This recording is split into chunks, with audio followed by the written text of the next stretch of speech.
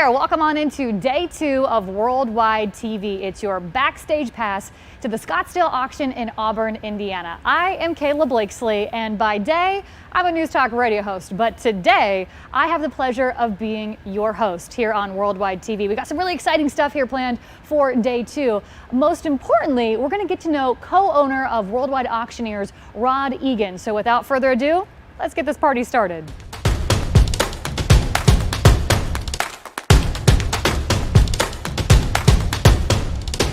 Welcome back, everybody, to Worldwide TV. Rod Egan here, and we're joined today by a special guest, Mr. Keith Martin of SCM. Keith is well-known, noted collector himself, as well as the publisher and the owner of Sports Car Market, one of the leading publications for sure in the market, Keith. Been around a long time, not to date you or I, but our history goes back a long time too. Appreciate you joining us. It's a treat to be here. As I said to you earlier, I was at your very first auction in Auburn. We followed you for a long time, and we admire what you add to the auction scene. Now, this is your Scottsdale auction, but you're not in Scottsdale. Tell us about that. Not in Scottsdale, sitting here in our corporate headquarters in Auburn, Indiana. So, and thankfully, we're able to do this. The genesis of moving the auction here really came from, of course, COVID basically has been the precursor, and we talked with the agencies and health departments and Arizona and the governor's office before Thanksgiving, and obviously we had to show them that we had met or exceeded their COVID protocols and everything to hold our events, which we did. We passed all that with flying colors. But a little bit before Thanksgiving, it was brought to our attention that they'd kind of been on the rise, like several states had been already for their COVID cases, and they had mentioned, look, we're expecting people are going to get together for Thanksgiving, whether we tell them to or not. They're just going to, being typically the most traveled holiday there is, Thanksgiving. They were right. And a lot did. And so they said, we expect in that 2-week period after Thanksgiving that, of course, there's going to be a spike. And then, of course, 2 weeks after that spike, we're going to have Christmas, which will result in another spike probably. And even a week after that, you're into New Year's. And they said, while you've got a green light to hold your event and do whatever you need to do, the reality is, I can't promise you that come 2 days before or a week before your sale, there isn't going to be word come down that says you can't have a gathering of more than 50 people. So being given that information, we sat, and John and I went back and forth for a while and discussed all the options and what was right. And at the end of the day, we just decided that we think it's important to have a live event when you can. So if we can't, we decided it's not okay to just be like, okay, well, we'll just call it an online event now. Because I don't think that's fair to the consigners. Because I think you literally do take away so much of their market if you just make it an online. When you consider now, when we do an online event, it's our live auctions have 3 online platforms. So you get the best of both worlds when you combine those. And we were able to pivot, thankfully, for one reason and one reason only. We have this facility in Auburn, Indiana. So we have 200,000 square feet that's heated and cooled. No cars have to be outside. Nobody has to go outside. So you're not going to come to Auburn, Indiana to play golf, but you can definitely come to Auburn, Indiana and have some great fellowship and buy some great cars. Rod, tell me, where does Worldwide fit into the world of land auctions? Where do you think your niche is, and what's your secret sauce and your sweet spot? Well, I think if you look at in the catalog auction companies, where we differentiate ourselves, I would say generally is the type of offering we have. So I think it's fair to say that the sports car market is obviously and has been the hottest segment for years.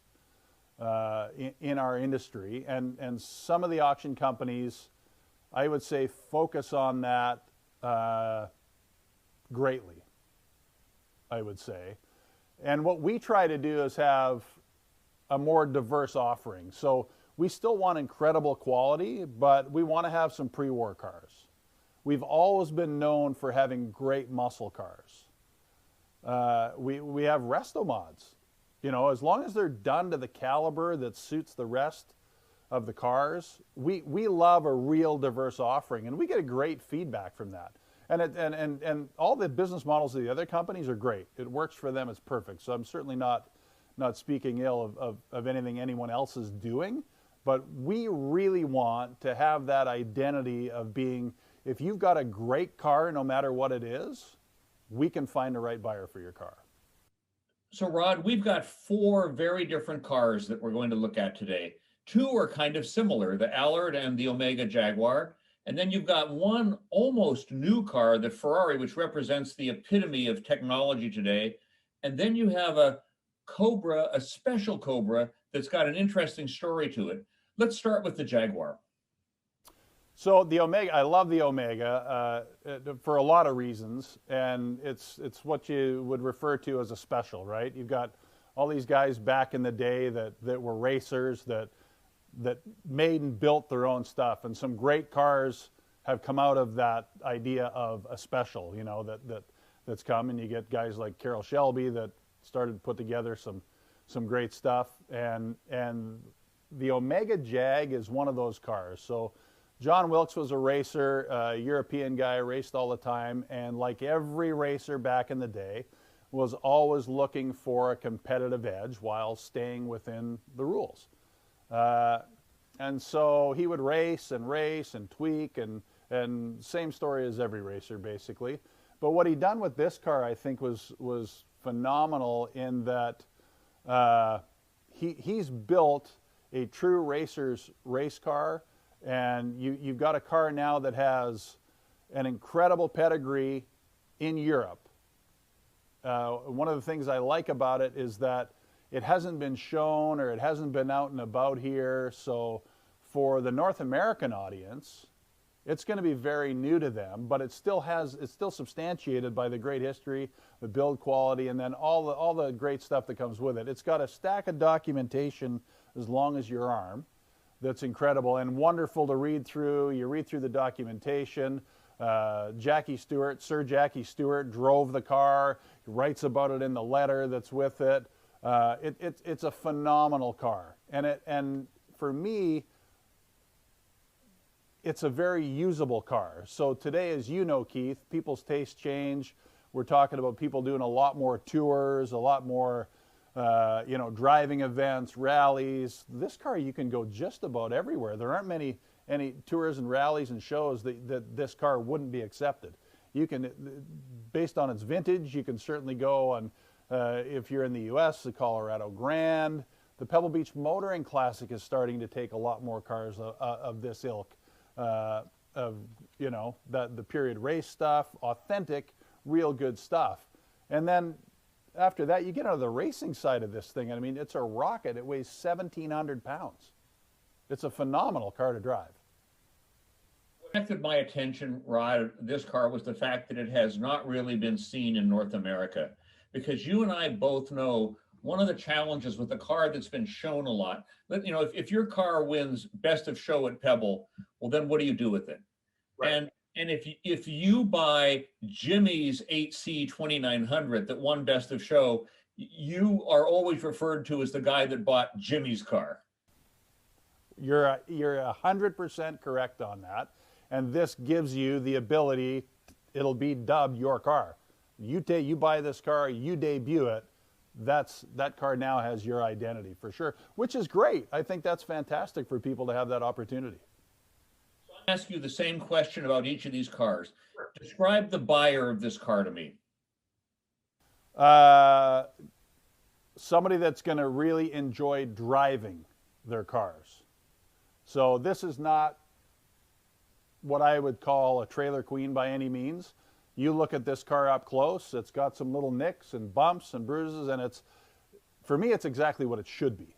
It's a true car, true race car. But you can take it. It's docile enough when you drive it like a road car that you can drive it like a road car. Like a lot of think about it. When guys built race cars, they used to drive them to the track, race, and then drive home again, right? So this is still out of that ilk where you can drive this car on a day-to-day basis if you want to. And if you want to get a little wild and get up to speed and take it out to a track and hang it out there a little bit, you can absolutely do that. And then the other thing that I think that appeals is if you're a Jag collector, you don't have one of these.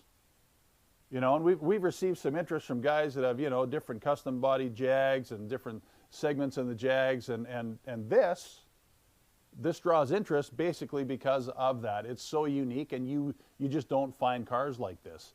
So I think the buyer of this is somebody that has a good spirit of adventure that wants to drive and have a good car. The car is being offered at no reserve, is that correct? This is not no reserve, but I will say this, it's with the amount of interest we have in it, it might as well be. Where do you peg this on the value scale? What's the range and what's a comparable to this car? Comps are hard with a car like this. I mean, you have to start really digging back and peeling back some layers on some other stuff. I think this car is in that, not 200, but getting close there, more than 150, in that range, I would say, is where this will probably lie. Move on to the other car that's very similar to this, at least in appearance, and that's the Allard. Tell us about the Allard. Great car, Sidney Allard, as you know, right? Le Mans veteran. This is a great car in that the history of this car has been known basically from day one. So I always like that as a car guy myself. I love knowing the history, the entire history of the car. It's been through an extensive restoration. It's Cadillac powered, which, as you know, is very preferable. A lot of guys love the CAD powered Allards, and it's on the button. It's ready to go, and the restoration was done recently enough, Keith, that you could actually take this to Concours events and show it, and compete for condition. And then again, that's another car that if you want to, you can take this car out to the track again too. I mean, it ticks a lot of boxes. Cars like these, as you know, in today's, you know, hobby where we are, guys love to use their cars, and this is incredibly usable as well. Brutal cars, in the sense that when you're on the road in this car, you know that you're driving something. That's the complete opposite of the Ferrari that you got for sale, which is unbelievable in performance, but you could be in your living room with the AC turned on going 200 miles an hour in this car. There's no question that Ferrari has taken what was just almost racing cars that people drove on the street to now the amount of luxury and sophistication and technology in a new Ferrari would shock you. I would shock Enzo today, I would think. Gearhead that buys a new Ferrari like this, or maybe a tech specialist who's just gone public and has a lot of money. Who's your buyer? It's all of those, Keith. I think when you look at certainly when you see the style and design of that, the late model really good sports car phase is good. It's very good, right? So you've got a lot of custom stuff on this car in terms of, you know, the paint, the custom paint, all the options. I think there's close to $90,000 in extra options on this car. I think a lot of guys buy it, and you know, I'm seeing guys that have Packards and Lincolns, and that are, as their tastes shift, they can get in this and drive this around anywhere, take it anywhere they want, go anywhere, have a lot of fun. So again, I think it harkens back a little bit to the usability on this. But I'm starting to, I used to think that, okay, great, it's going to be the new Silicon Valley guy, you know, or that's buying all these cars. But frankly, Keith, I'm seeing just as many 70-year-old guys buy these cars as I am, you know, 30 and 40-year-old guys. The car had about a $500,000 sticker price on it. Where do you peg its value today? 200 to 250 in that range. I think that's an amazing bargain. You're saving half price and you're getting a car that's got what, 6,000 miles? I mean, nothing on it. Yes, if I was ever going to buy a car, a late model sports car, that's exactly what I'd be looking for, is something with a perfect pedigree, no hit, no paint, incredibly well maintained. And I mentioned the options, so that gives it some uniqueness or some desirability later on as well. If you ever want to resell the car at some point, or trade it for another newer one, it's a phenomenal all-around package that way. The atmosphere like in Auburn when you have your live auction there for cars like this? Does this Ferrari attract a different crowd around it than the Jag or the Allard? Yeah, I would say so to a degree. It definitely does. I mean, well, you know what it's like. Live auctions, the atmospheres are fantastic, right? I mean, it's a gathering, everybody's in a good mood. It's the place to be when you're able to do it. And something I think is important right now too is, as we've all been affected by, not being able to travel as much, not being able to go do all the things, it is, as a car guy, and I'm sure you can relate, I'm wired to be in car mode during Pebble Beach Car Week and certainly Scottsdale, now Amelia. I mean, if you're a car guy, you're wired to do stuff, go see cars, buy a car, sell a car, do something. People are just wanting to do that. That desire to do that is still there, even though all the venues aren't necessarily available to do that. So when we look back to how successful our Auburn auction was, when all the Pebble stuff got canceled, our Auburn auction was phenomenal. People were just, they couldn't, it was so good, it allowed us to easily say to all of our customers that had consigned cars with us, we know your cars will do well if we move them to Auburn. We've already done it once.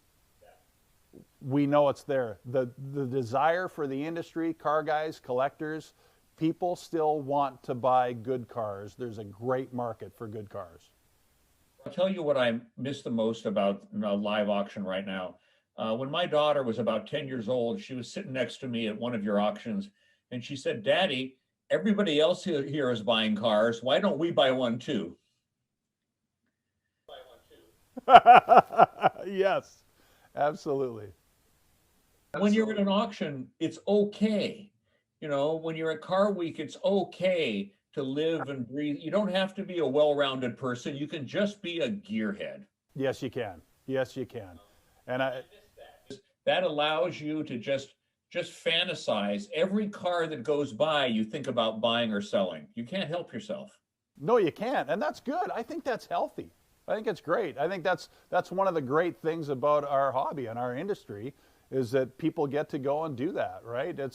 We're really fortunate to be in a position where everything we're doing is enjoyable. So tell us about the last car we're going to talk about today. This is a special car. In a way, it has two identities, both important. Yeah, so the Cobra Daytona coupe. I really, really like this car. It's started life as a Cobra, as everyone knows, and 𝗪cie𝗶𝗱𝗲 owned the car, and in or about, I can't remember the exact date or time, about 1990, he commissioned Mike McCluskey, who's very well known in Shelby and Cobra circles, to build the Cobra Daytona body that's on the car now. And then the car was campaigned after that, while it was Carroll's car, but Phil Hill, Derek Hill, Brian Redmond, there's a great list of drivers who have all driven this car and raced it competitively. And it's kind of found itself now, the feedback that we're getting from people is it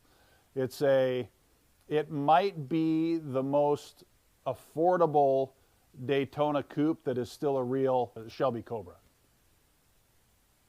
Well, how would you describe this to people? Is this a tribute car, a continuation car, a modified car? How do you tell people what it is? Yeah, well, it's what I try to tell people is exactly what it is. So we always specify, first off, it's a real Cobra. Shelby built it, real deal, nothing fake about it. And the history of the car is known. And then, like I said, 𝗪cie, you can see where that body was commissioned when Carroll did that. So you have on two ends of the spectrum, I would say, is the half a dozen or so Cobra Daytona coupes that were built early in the day that are well known and $10+ million a piece today, I'm sure, for those cars. And then you have what I would say is the continuation cars that are probably, you know, depending on the car and how well they were built and done, they're, you know, $200,000-300 grand. And there's been a couple of the continuation cars have actually sold $850,000 for one of them. So still a real Shelby and everything, right? But we're talking about a new one, not an old one. So this is an old one with a newer body. So in the race car world, that's not crazy or different at all that a race car has another body on it. I mean, Lord knows, they go through them all. The only difference was it's now a closed car and not an open car like it used to be. So I think it's certainly not anywhere near what the original big boy Daytona Cobra coupes are. But what it is for me is it's in a sweet spot there where it's certainly much more, because it's a real Cobra. It's a real Shelby Cobra. So you already know that there's a pretty good 7-figure market there, just the fact that it's a real Cobra. And then you just add, it's Carroll Shelby's car. He commissioned it. It wasn't, Rod Egan didn't have a body and put it on there. And I mean, it's the Shelby history, lineage, and attachment to him specifically, I think adds tremendous value in this car too. Would there be any financial sense in taking that body off and putting back on a regular 289 Cobra body? I don't know financially if there would be. I mean, I don't know that there's not a gain. I mean, I would do what I've seen guys do with like 4.5-liter Bentleys, said when guys put rep bodies on them. If you keep the original, but if you keep the body, you know what I mean? So if you kept both bodies, I think that would be a great idea. You know, and then you could do whatever you want with it at that point. Tell us, how long does your auction go on for? So it's Saturday afternoon, this Saturday the 23rd, and it'll be about 4 hours. So 1 o'clock Eastern time is when we start here. Have all the cars there? All the cars are here, yes. All sitting under roof, just I can see a bunch of them right past the cameras here. One of the disadvantages with some online auction companies is that they never see the cars and they don't have titles. And the auction company doesn't take any responsibility for what's really going on. Where are you in that whole situation? Yeah, well, that's a good point that you bring that up. And we obviously have all the cars and all the titles in one spot. So that's good for a number of reasons. One is buyers can now be very sure that we have titles for all these cars and everything's there. And what's been really good about having all the cars here in this facility is, even if there are some people, and there have been many, that are like, you know, I don't know if I'm ready for the big crowd right now, but I want to buy the car. And lots of guys have already flown in, done inspections. We're doing FaceTime walkarounds on cars all the time for people. So that if they're going to bid remotely, which they can do, you know, online, by phone, of course, it's given us, it's given buyers that comfort that they can touch it, they can see it if they want to, and they'll know everything about the car. There'll be no disappointments when they get it. There's somebody watching who's really hot for one of your cars. What advice do you give them? Think about the fun you've been missing in the last little while with all this COVID stuff, and come and buy yourself some fun. No question about it. It's been great talking to you today. I'm honored to be on your program. I'm looking forward to watching your auction. And I think it's great that you're in Auburn, you know, the home of Auburn Cord Duesenberg. You've got a personal tradition that goes back there. You've got a great reputation. You have great cars coming up, and I wish you all the luck in the world. You're a gentleman. Thank you, Keith. Appreciate your time as well. That's it for another great edition on Worldwide TV, guys. Stay tuned. We got lots more coming back for you.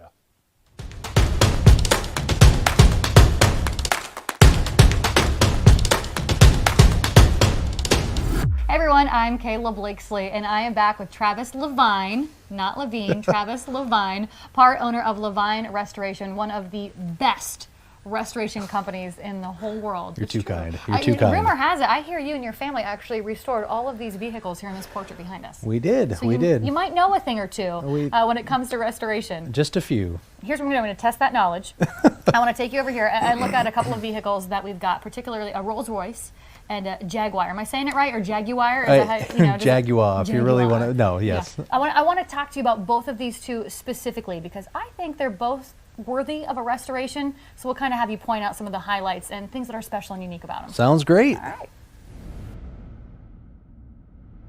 We are talking cars worthy of restoration, and we're starting out with lot 12. Tell me about this Jag. So we have here a 61 E-type flat floor, open two-seater, XKE, if you will. This is an early car too. It's a welded louver. This is a car that is very much worthy of a restoration. It's Why? This is a special car. As far as E-type Jags are concerned, the early welded louver cars are some of the most desirable ones you could have. The flat floors definitely are very desirable. That was a design change that happened a little bit later on. They actually put a dish in the floor to accommodate taller people, longer legs. People like me, I get it. There you go, I yes, appreciate that. Just very tall. So this particular example is one of those cars that will always hold value, is always going to be collectible. You're talking about, this is a standard bearer, I should say, for automotive design in the sports car realm for 60 plus years now. So much so that these cars went largely unchanged aesthetically for 15 years. They were just an extremely popular style and design, and just like any other mark or car or whatever it is, there are certain ones that are just more collectible. They're rarer, they're lower production numbers, and this is a fantastic example. This is a car that, just looking over it from what I've seen so far. Can you point out some of the things Sure. worthy of said restoration? Absolutely. It looks to be a very complete car. Just like anything else, when you delve into a restoration, access to parts, to the skill sets necessary to complete a correct restoration, to the right shop, with the experience to do a car that's going to be historically accurate, those are huge aspects of a restoration. And since this appears to be a very complete car, that is a fantastic jumping off point for a restoration. When you're talking about a shop or even if you're doing it on your own, you have to take the time necessary to track down correct components, to track down the correct pieces of glass if you're going that far as to have the right glass from the right year and have the right markings and have the right components. That takes time and it ultimately takes money. So as a jumping off point for a car that is very valuable when complete, you're saving yourself a lot of money and time looking at a car like this that is just a great set of bones to start with. So I look at this car and I see this is something that you could get in and drive and enjoy and kind of beat around on a little bit for a period of time and have a good time with it. And thereafter, and then start the restoration exactly. process. If you really wanted to jump into it and do it, this is a great flat platform upon which to stand. And I just look at a car like this. We've done several E-types over the years. We have one in the shop right now. It is a stunning car. If it's numbers matching and everything's there for it, it's just, this is the kind of dream car to get a hold of if you're really in the market for finding a car to restore or just one to enjoy for a while and restore. This is the kind of car that really is just a blue chip type of car. Just beautiful, will always be desirable, will always be collectible, and it's something therein that you can enjoy for the rest of your life. Well, here's the deal. I got another one I want to talk to you about, a Rolls. That's Okay. also, I believe, worthy of restoration. So let's go check it out. Let's take a look. This one, let's see, is lot number, I don't know what lot number this is. Lot 16. There we go. Tell me all about this one. Where would you start? If this rolled up in your shop, where would you start out the restoration process? So this is a 37 Phantom 3 Rolls-Royce, 12-cylinder. because it's a Rolls-Royce and it's a 12-cylinder, one of the places I would look into first are the mechanicals. Just with any car that you're going to buy, if you're looking to restore or you're looking to buy any car, the first thing that you need to make it actually a car is to let it drive. It has to be able to drive, right, under its own power. I would hope so, yes. So one of the first things I would do on a car like this is, if we had a client come to us, we check all the mechanicals first. Make sure everything's safe, point one. If you want to drive it, we want to make sure the brakes are working. We want to make sure that everything mechanically is working, headlights, the trafficators on this, anything along those lines to make sure that the car is usable. From there, looking at this from a restoration perspective, it kind of comes down to the hopes and wants of the owner. What do you want to do with the car ultimately? Do you want to have a Concours level restoration, or do you want to have something where you pick and choose certain areas to gussy up a little bit and enjoy? It's just like a home. You can either remodel your entire house or you can put some money into the bathroom. And what gets the most bang for your buck, what's going to be the most enjoyable, etc., etc. So I'm looking at this car and I'm seeing things like, this is clearly an old paint job. This may very well be old lacquer. It's hard to say here. I'm not seeing some of the crazy telltale signs that you do with lacquer, but it's old enough that it could be. You know, it's something that if you go to a competent shop that could maybe do some paint correction and really bring this car up, you might be able to bring some life out of this. Without getting underneath the hood here. You want to do that for me real fast? We can do that if you'd like. Sure, pop the hood. There you go. I just really wanted to see if you knew how to do it, Travis. That's all. So with something like this, just upon a first glimpse here, everything appears to be here on it, which is great. That's a jumping off point. If this had a, you know, a different carburetor setup on it, or, you know, you had cracked manifolds or heads or anything along that, or if, like most cars of this era, if it was just completely devoid of fluids because it's all underneath it, those would be concerns for me. But looking at this at first blush, it seems like everything's there, which is a great starting point. Then the question is does everything work? So I would again go to a competent mechanic, because this isn't just something you're going to take to Joe's engine shop and have him work on. What about the interior? With the interior, this is a great example of where you can pick and choose your battles. You could do a lot of work with this leather in here. I'm all about aesthetics, so keep that in mind. The aesthetics on this, first of all, you got a great color combination here. Having a red interior on this color combination is spectacular. On something like this, though, you can take a look and see that, for example, the carpet's a little worn and a little weathered in this. The seats are characteristically broken in a little bit, but that's a neat look. They're weathered. Yeah, they're vintage. They are vintage. And you can do things without changing the upholstery on the seats to really bring those back to life. Again, if you go to the right shop and somebody that knows what they're doing with that, you can do a lot to really bring that out. The carpet, because it is pretty tired, there's really not much you can do with that. So you could do things like replace the carpet, do some work along the dash, maybe have the wood grain reviewed, or go through and re-clear that, or whatever that might be for this particular mark. That's something that you could take a look at.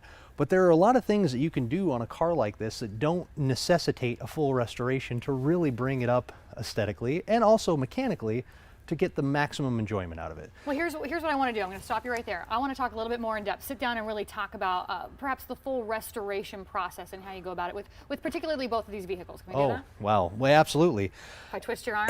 If you twist my arm, with any restoration, I think any restorer in the country, and there are, if you look around this room, examples of fantastic restorers around the country. I'm not going to sit here and say that I'm an expert on anything, because there are experts all around this room that have done this fuel-injected Tri-5 or have done the 34 Packard. Everybody has a system, but I can pretty confidently say it all starts with a solid plan. And I've talked about that a lot. With every restoration that we do at LaVine Restorations, we have a very thorough plan. We sit down and we think, what are the areas that we know are going to take the longest? Where are the areas that are of the greatest concern? What can't you source? What are we going to have to CNC machine in-house? What engine components can you not find? I feel like I need to take notes. There is a science to all of this, and I think that that's a good thing to discuss for people that are interested in getting into this industry and this hobby, that this is a science as much as it is art to restore these cars. So for us to go through this, we would do a full-on assessment with this car. I mean, almost like you break out the lab coats. We're going to check the DNA. We're going to check the provenance of the car. We're going to check and see what comparable cars are. Historically, what is correct for it? We've gone so far on our restorations where we will actually have material made from period correct fibers, weave patterns, etc. We work with a fabric historian in the States and also one in France. It just depends on how far you want to go to really reflect the authenticity and the correctness of that particular era of this car. So it's really a starting off point is the research. That's the foundation upon which a great restoration is built. And then from there, it's having the right workers and the right skill sets to be able to do it.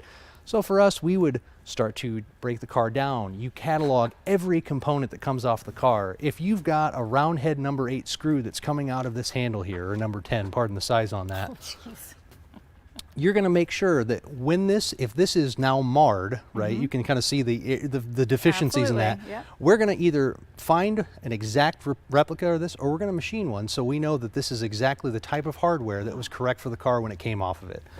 When you're dealing with cars that are European, you have metric, you've got all sorts of things that come into play, and you want to make sure as you're going through a restoration that you are hitting on all of those aspects to keep it as historically correct as possible. If you're talking about a Concours restoration, if it's just something that somebody wants to drive, those things go out the window a little bit, and that's okay. There's nothing wrong with that. It's ultimately what is the goal of the owner and how are they going to enjoy it? That's going to be the first question that you ask yourself. Absolutely. Well, now that you've got us started here on this part of the conversation, let's go finish it in our worldwide TV lobby. Sounds good. All right, Travis, we just walked around the Jag and the Rolls, two cars that you say are worthy of a restoration. Just to kind of start off a jumping point here and talking about these vehicle restorations, how do you determine when a car is restorable or just worth restoring? Ultimately, that comes down to the owner. I mean, anything it could be a Yugo or a Gremlin, which I love AMC Gremlins. They're neat. It truly comes down to what is your passion? What does the owner, the buyer, want to do with it? I don't care what anybody says. If you want to restore a car that is ultimately not worth what the cost of the restoration is, but that's your passion, do that. You are preserving art and history, and don't lose sight of that. There's something very special about that process, and again, I've hit on that a lot. There's something special about doing that. So what makes a car restorable or worth restoring? It truly is in the eyes of the beholder and the pocketbooks too. I mean, realistically, that helps. A big one certainly helps. But if your goal is to be a connoisseur and you want to and you are trying to find the best examples of a car, something like the 61 Jag, fantastic example of a car that's very collectible, very desirable, and worthy of a restoration, worth restoring. The P3 Rolls is another great example. That's just a unique, beautiful car that you could spend money wisely on, maybe not do a full restoration, but pick and choose your battles, and have a fantastic car at the end of the day. But ultimately, it really comes down to what does the owner want to do. If someone brought in that 1937 Rolls-Royce to your shop, and they're like, hey, I got it, I know it needs some restoration work, but I don't really know what to begin, what would you say to that person? I think a good jumping off point is to, before you even get into the work, it's what's your goal? That's my parents and my business partner in our shop, that's always one of the first things that we want to understand is what is the intent of the owner? What do you want? What are you wanting to do with this? What do you want to get out of it? What's the experience? Because for us as the restorers, obviously that's a long process, but for the owner, we want them to enjoy the experience and be a part of that whole process. So it's ultimately, what's your goal? What do you want to do? And then from there, it's, well, another realization and reality of this is, what's your budget? And then from there, we'll sit and help you choose, kind of like triage to a degree. You have to pick your battles, and what will fit within that. With something like the Rolls-Royce, taking a look at the mechanicals first is going to be a big thing, because it's a huge car with old drum brakes and a 12-cylinder engine that it was a newer design for the P3s and whatnot, going from a straight 6 and the P1s and P2s, so you've got new engineering. How well was that worked out by that point in time? So there are certain things that you really want to sit down and go through first. And then if you want to get into more of the cosmetics and the things like carpet and all the accoutrement and whatnot, that's when we start discussing those things. But I think as a jumping off point, just having a car that you can actually drive, that's a good first start. Do you ever have someone bring in a vehicle, let's say a Packard, and they want to do something just like absolutely crazy to it that you're like, no, don't do it? It's something cringeworthy. Does that happen? Has that ever happened? It does, and it has. I mean, if somebody was to besmirch the beautiful design of a Packard, you know, 3412 like that, we would probably have a good heartfelt discussion. You sit them down and have a heartfelt combo, huh? Yes, but realistically, again, it comes down to what's the want of the owner. And with some of these cars, you know, modifying the sheet metal and things like that, that's a no-no. But colors, interior choices, there's a lot of latitude with that, because if it's the kind of car that could have been ordered however you specified in period, you can do that with a restoration. So if somebody picks a gaudy or terrible color combination, we will do our best to help guide them into a great selection. But realistically, most of the clients that we deal with are people that love their cars. Yeah. They're not... That doesn't happen that often. No. It's like, would you dress your child in horrible clothing? Probably not. No. So, you know, this is the baby for a lot of these people. Look at this blazer. I would never do that. Love it. So let's talk about then that 1961 Jag then real quick. You know, in terms of restoration, where would you start there, and what's really the special qualities that you would highlight in that particular vehicle? One of the things that I would love to know about that car starting out is again, I will always harp on research. I want to know everything there is to know about that car. It's one thing to know everything about Jag, and there are some fantastic, knowledgeable Jag restorers out there. We've done a lot over the years. There are people that know far more than I do. I will admit that. I'm young in this.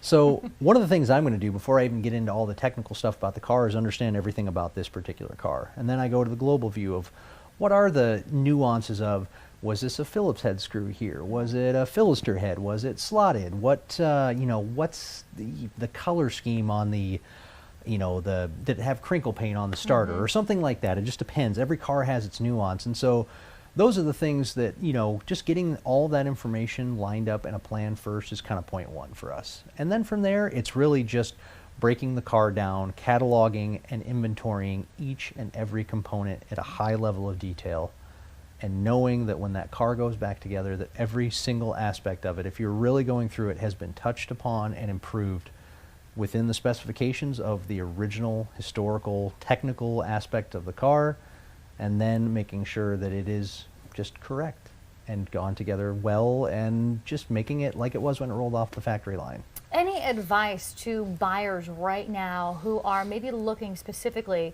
at those two vehicles to restore them? Again, I will harp on this until I'm no longer able to harp on it. Taking the time to research the car and see what's available out in the market, what's historically been, the prices of these cars, and what's the best fit for you, what are your goals. All of those things are a great jumping off point. And then from there, come in and inspect the car.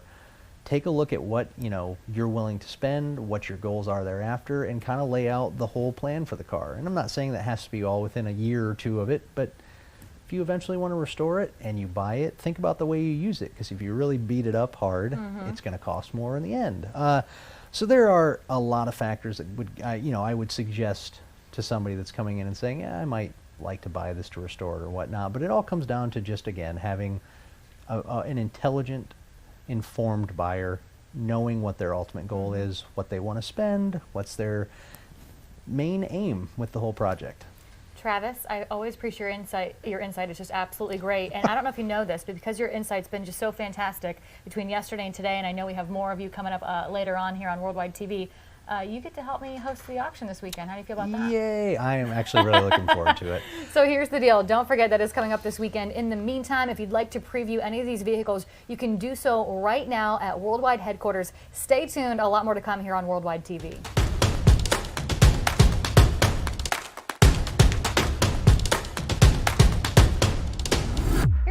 I want to spend some time with my friend Rod and kind of highlight a couple of specific vehicles. Sure. And what I'd like to do is start with lot number 9 here, the 56 Jag. What makes this one so special?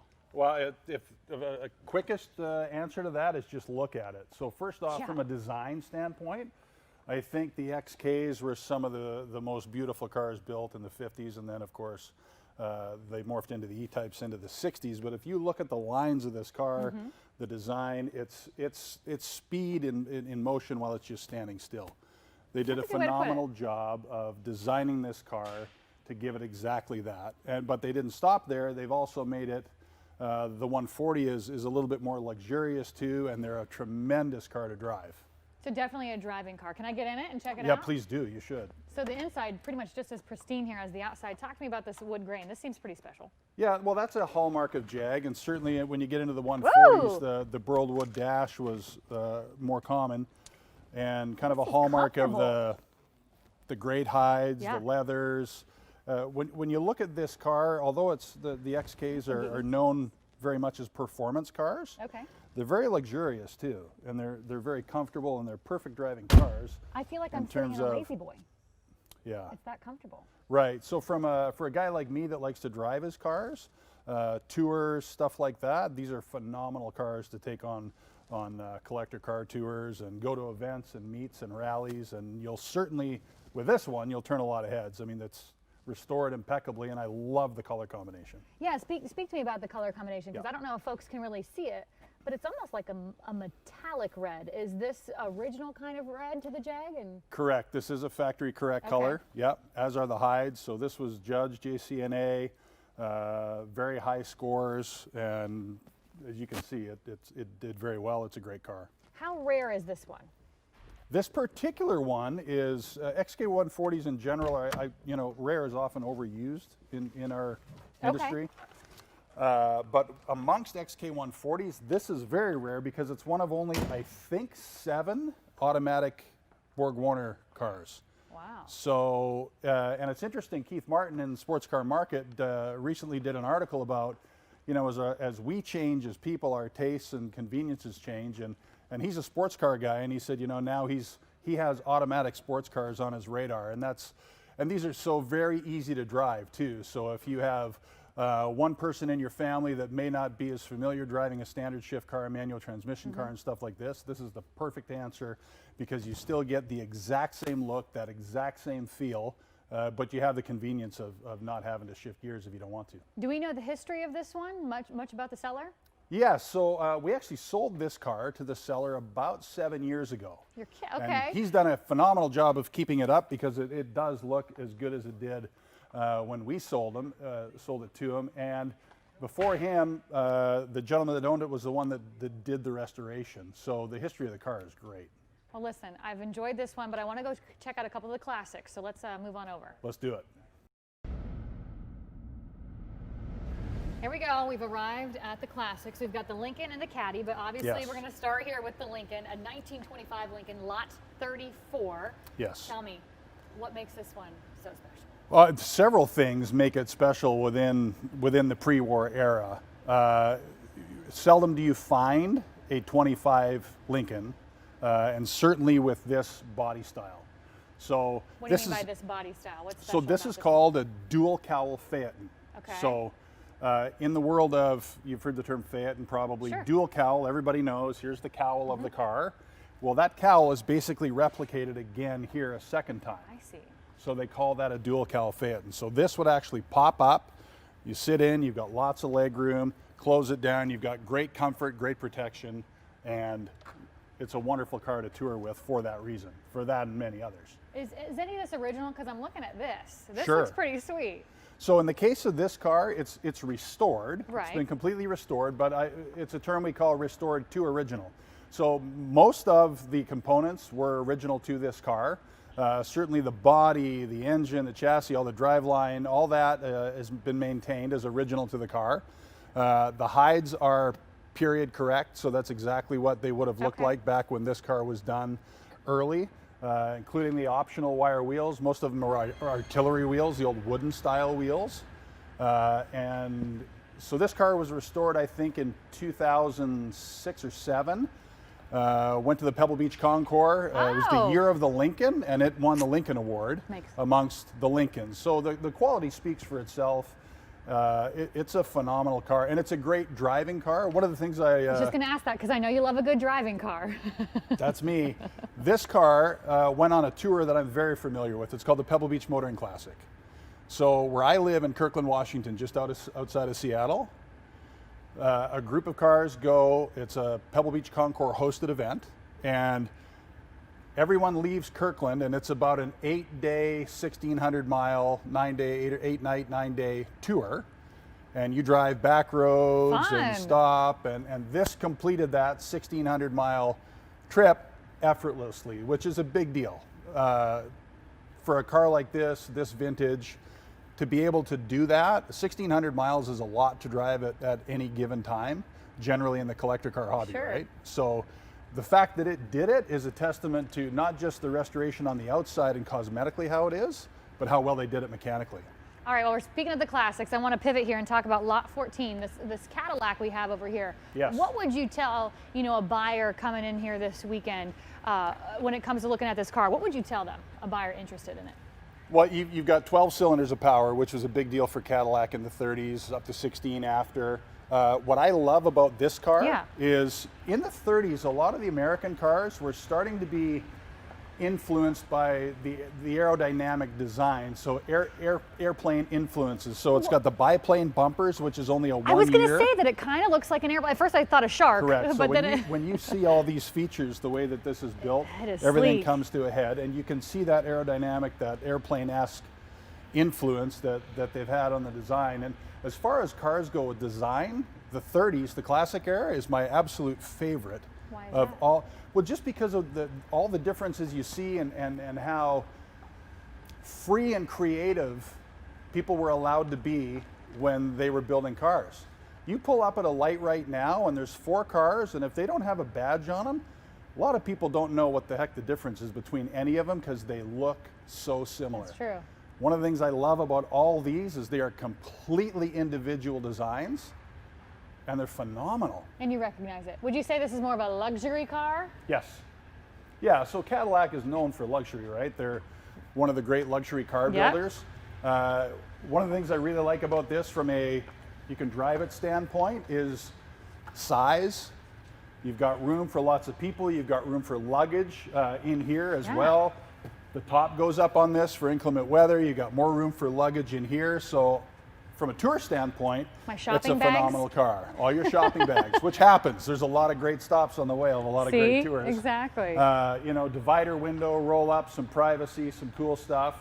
And then if you're not somebody that wants to drive their car 200-300 miles or 1,600 miles on a long tour, you can take this to weekend events. You get on the field at any car show, any concours, and you're welcome everywhere. Full classic, which means with the Classic Car Club of America, you're eligible for a host of events all over North America. And then the fellowship and fun on those tours, some great relationships I've developed with people by being on car tours. And again, it all just comes right back to the car. So Rod? this is a great car for that reason. And I think that's a good note to end on. Thanks for enlightening us today. You're very welcome. Thank you.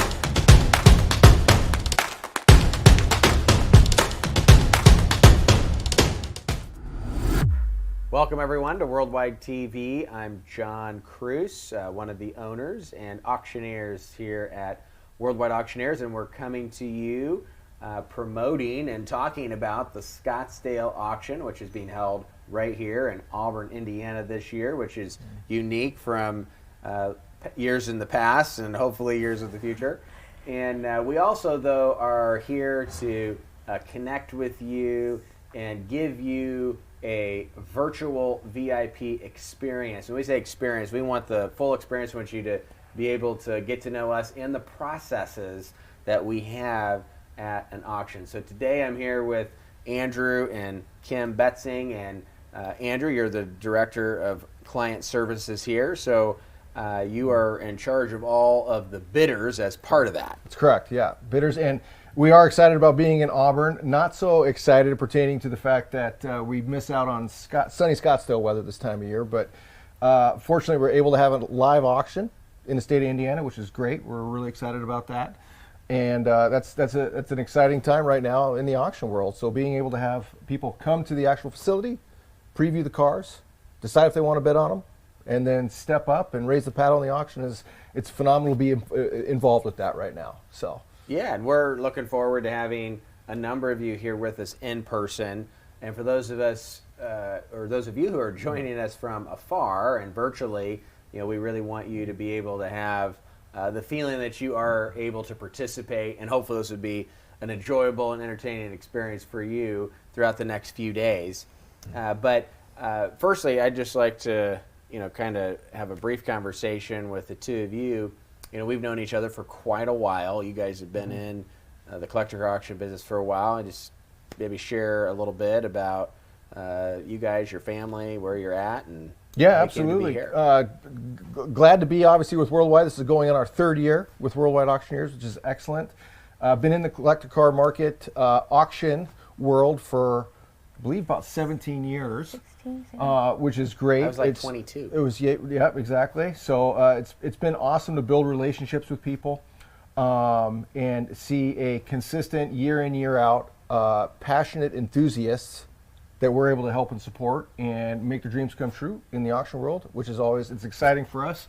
I feel like Kim and I are great people persons, and so it's fun for us to build these relationships and see people, every few months in the market, which is phenomenal. So Kim and I, to answer your question, we live in Seattle, basically born and raised there. We have 2 boys. They will be 20 and 21 this year. Garrett, our oldest, is graduating college in Phoenix this year. Landon is in community college, plays golf for the team back in Seattle. So we're as I said, excited to be part of the team and as well in the community and in the actual auction world. So a little bit about us and what we do, and pertaining to the Scottsdale auction in Auburn, there are numerous different ways that we can assist.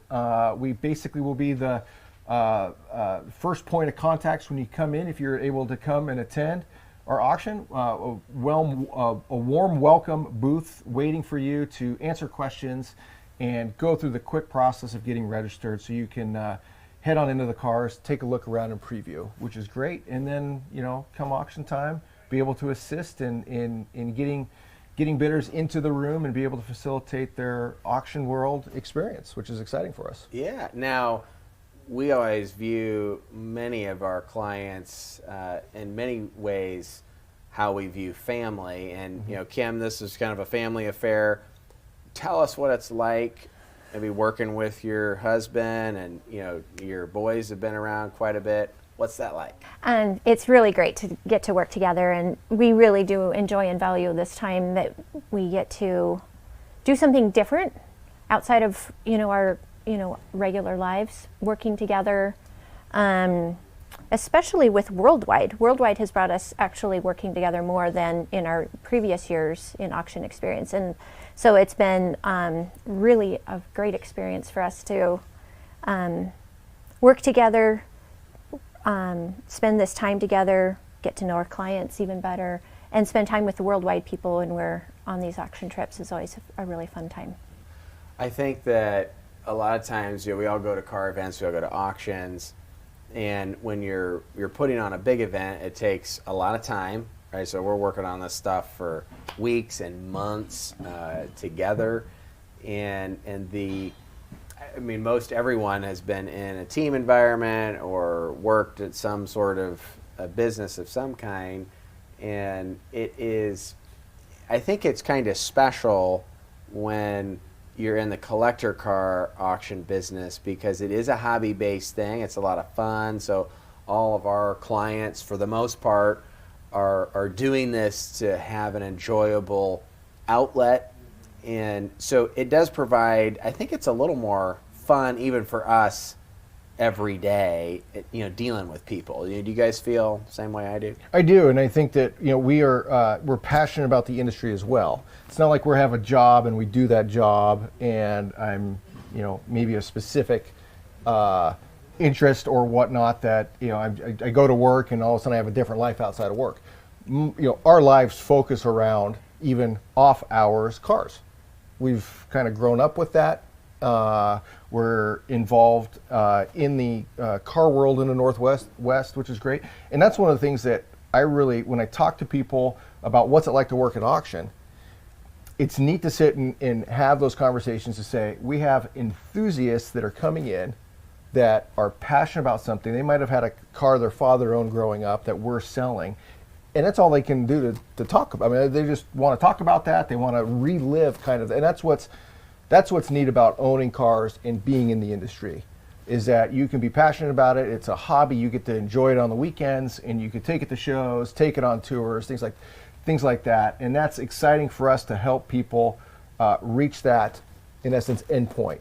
And so we have a lot of new enthusiasts that are maybe new to the car world, and that's super exciting for us to deal with because we can walk them through and talk them through, hey, congratulations, you just purchased this car. You have a lot of different opportunities now over the course of next couple years that you're able to go and get involved with other like-minded enthusiasts where you are overly enjoying the car that you just bought. And that's exciting for us. We have some phenomenal friends and relationships that have been built in the industry that we keep in touch with and go and see that are, that, you know, people came into the auction world, didn't really know what they were overly excited about or looking forward specifically, but ended up buying some cars that they ended up loving and are part of their lives. And that's fun for us. It's, I talk a lot about, well, you can go buy a commercial building and it's great investment, things like that, but do you really enjoy it? Well, I can go buy a great, you know, resto mod or a touring car and have an investment and then really enjoy it as well. And that's passion for us. Yeah, yeah, you're absolutely right. It is. It's a really a. I like to use the word fun. I think when you use the word passion, I use the word fun. I think we mean the same things. And as we look at auctions, sometimes it's easy to think about, you know, the bidding action and buying something and all that, but there is a process, and we like to make that a simple process. So you're in charge of making sure everybody has their registrations in order, they're all set up so that it is simple. Can you just give us a little bit of the behind the scenes registration process? So many people watching maybe have never done that. Yeah. Maybe some folks watching have done it, maybe not with Worldwide. What does it look like for us? Yeah. And just walk us through absolutely. We can sign cars for months. We drop the catalog and now it's time to sell them. And we start receiving phone calls and emails. Hey, I'm super interested in this Corvette. What's the process? I've never done this before. We have a simple conversation with our clients at that point. Great, this is going to be a live auction. You're planning to attend in person, sit in the room with your paddle. Do you want to attend via the telephone, where we actually get you on the phone and in essence are a proxy for you? The bid's at $35,000. The auctioneer's asking for $40,000. Would you like to bid that? If that's not available for you and you want to leave an absentee bid, you can tell us to bid for you. We will bid up to that amount, which is great. And then we've introduced within this last year online auction bidding as well. We have some great platforms out there that people can click of a mouse bid online, which is great. Every possibility of bidding is really streamlining the process to make it easier for the end user and make it easier for the bidder to be able to be comfortable with where they want to bid, and we help them walk through that entire process. And it's fun for us. You know, we look at telephone bidding, and a lot of people are obviously in today's current climate with COVID, unable to attend in person. And we have some great options for telephone bidding. It's one of my favorite things to talk about with people is, I tell them, really, you're getting a lot more customer service telephone bidding. You actually have an assigned salesperson that will pick up the phone and do a virtual walkthrough or a telephone walkthrough with you on the car, which is great, and really gives them peace of mind so they are completely comfortable knowing exactly where they want to bid to on auction day. Okay, so let's say there's a car, I want to buy it. What's the first thing I'm going to do? First thing that you're going to do, we have our website, which has all of our different registration forms on it. The most simplest. WorldwideAuctioneers.com. That's right. Little plug in there. It's so easy and streamlined. Specifically coming 10, 12 years ago, pertaining to how we can register to bid on auctions. It's simple. And form filled entry. You can even save it for later. Plug in some information, basic demographic information, and click the submit button, and you receive an automatic reply from our client services team, as well as then a personal outreach from us, going over the paperwork, going over the form, making sure that everybody's on the same page. If there's any additional questions pertaining to what needs to be filled out or documented from our standpoint, obviously we, photo identification. If you're a dealer, we'd like to request the dealer certificates, dealer license resale certificates, items like that. So you might be, I got to decide if I'm registering as John Cruz or maybe John's Auto Sales? Absolutely, yeah. There's different tax areas that we like to discuss with clients pertaining to how the vehicle will be registered, where the vehicle is being taken delivery of. A lot of different options for you, and we have newcomers all the time that sit and say, "Great, hey, I'm coming to Indiana to buy cars. What does it look like when I'm successful?" And the first question I always ask is, where are you going to be taking delivery of that vehicle? Same thing if we do business in California or if we do business in the state of Arizona. Where are we taking delivery of that vehicle? And there's options out there, and that's our responsibility to help educate and train and let people know what they have big picture on what the purchase of a Corvette looks like for them. Mm-hmm.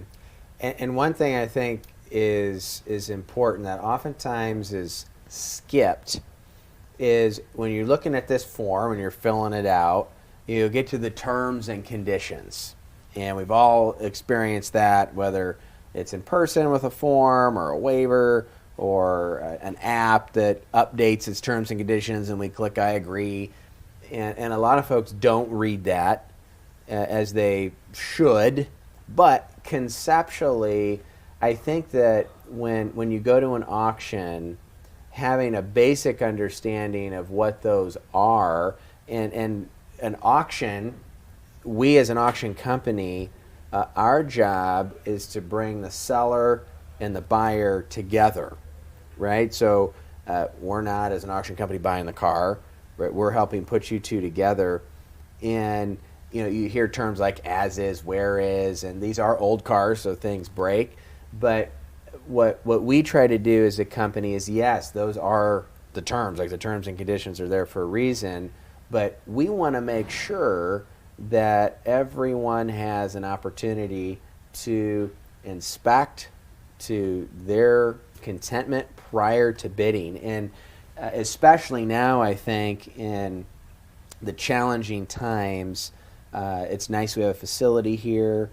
So for test drives, but can you take us through the test drives, the walk-arounds that we do ahead of time, and the access to third-party inspectors? Yeah, and absolutely. So one of the unique things about it, as you mentioned, and having an auction in the actual validation of cars, it's buyer's responsibility to properly inspect, properly look at the cars, look at the documentation that the seller has provided. So that's why we have these viewing days, which are phenomenal. And those are typically anywhere between 48 and 72 hours in advance, to where we can actually have the public come in, take a look at the individual cars that they're interested in, and they can do their due diligence to ensure that they know what the car is and where to bid and where they are comfortable at. We also have a document station that we get all the paperwork and documents from the previous owners, so people can sit and go through that and look at possibly historical records, restoration receipts, any sort of mechanical work that's been done. Provided to us, we provide that obviously to our bidders, which is great. So we have a lot of options. We want to, obviously, terms and conditions are phenomenal. We want to give the benefit to the buyers in advance as best we can to let them make their educated decision on what car it is that they want to be purchasing and what amount they want to be purchasing that car for. Yeah, and those are important. Example, say, hey, I'd like to look at the receipts. This car's obviously been restored. It's a 1950 something, and it's been a lot of years ago.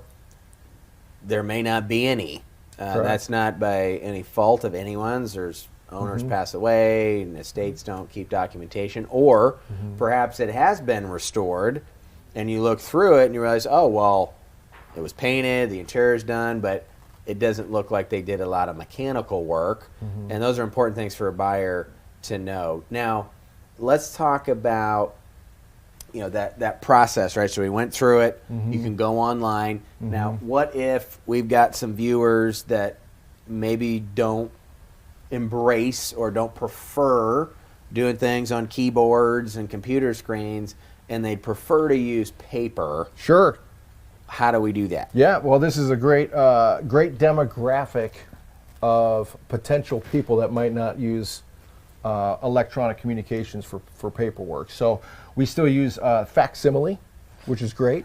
Wow. Is that like fax? It's basically, yeah, long term for fax, what we grew up using, which is awesome. So we can fax people. We actually can fax people. I actually sent some faxes today, received some faxes today, which is phenomenal. They're able to print out those same forms that we use. If you were to come on site and fill out your bidder registration form, let's say you just show up and it's Thursday and I heard you guys are having an auction and I drove all the way from 𝗪cie to see you guys and I didn't go online. We have forms available that people can fill out and sign, which is great. Those same forms we can send electronically or we can fax. So email, electronic mail, and we can get those forms to you. We do need them obviously sent back at that point. And once they're received, it's the same scenario that we fall under pertaining to if they submitted a form electronically on our website. So no different, obviously, whether or not it's paper or whether or not terms it's, and conditions are the same. Terms and conditions are the same on both, which is phenomenal. So good. You know, it's a big part right there. Well, so. you know, I think it's a valid question for anybody to ask. So, all right, so I either get my fax or my email or I go on the website. I'm filling out my form, so I'm going to put in who I am and if it's an individual or a company or dealership. You know, address, phone number, emails, that kind of stuff. You mentioned getting a photocopy of a driver's license. Correct. Then I'm probably going to also select my method of payment. Like if I buy a car. Correct. Yeah. So financial verification, as we as an auction company are representing our consigners, our sellers. So we want to make sure that our buyers are prepared, ready, willing, and able. What does that process look like? Super straightforward process. In the industry, there's been somewhat of a consistent term called a bank letter of guarantee. Now, that really, in the basic, if you break that down, is basically financial verification. We are telling our seller that we are bringing adequate, complete, capable buyers to the table. So we request financial verification. The most common form is what we consider a bank letter of guarantee. Obviously, we get closer to auction time. That would be obviously recommended from our standpoint. But we do. Tell me what that is, though. Bank letter. Bank letter. How do I get that? What is it? Sure, absolutely. So different banks have different letters and forms that they state that client has been a long-standing client with our bank for X amount of years and has maintained, for simple purposes, an average yearly balance or monthly balance of X amount. We will honor and guarantee a check written out to Worldwide Auctioneers for the event of the Scottsdale auction in Auburn, Indiana, over these dates. No stop issue will be ordered. So it's basically allowing us to see that they are in good standing with the bank. They have the funds available. There's no contractual. A bank, in essence, letter of guarantee. There's nothing contractual that we can pull from that. But that shows us that they have gone through the efforts to provide to us that they are completely capable of purchasing said vehicles when they come to our sales, which is great because we could pass that along to our sellers, let them know, also use it as a great marketing tool for the consignment process and letting our potential sellers know that we always bring adequate buyers to the table. And we're passing along to our sellers that we have pre-qualified. That's right. Or checked into the buyers. That's right. We're not giving them their buyers' information to sellers, just that we verify. Absolutely, and that's a lot of banks have a simple standard form that they use, even just a statement of funds. As of this date, Mr. or Mrs. have a available balance of X amount. So there's numerous different ways that we call bank letters could work and do work. We do see a wide range of different verbiage on them, and every bank's different. We have a sample bank letter on our website, which is great, that kind of explains what is the actual verbiage that we're looking for. What's that website again? It's worldwideauctioneers.com/registration/wackadoodle. Probably watching on worldwideauctioneers.com, so you probably already have this, but maybe it's been shared and you're viewing on another platform, so you know where it's at. Okay, so I am talking about, here's how I'm planning to pay for the car. Then I probably got to indicate how I want to bid. So you walked us through, I can either choose to bid in person, on the phone, absentee, and then online. So obviously I think in person is generally and historically what most people typically do. Now, particularly with the COVID times, as we like to refer to them as, a lot of those other virtual or remote options are becoming more prevalent. But let's say I am not going to be there and I choose one of those other options.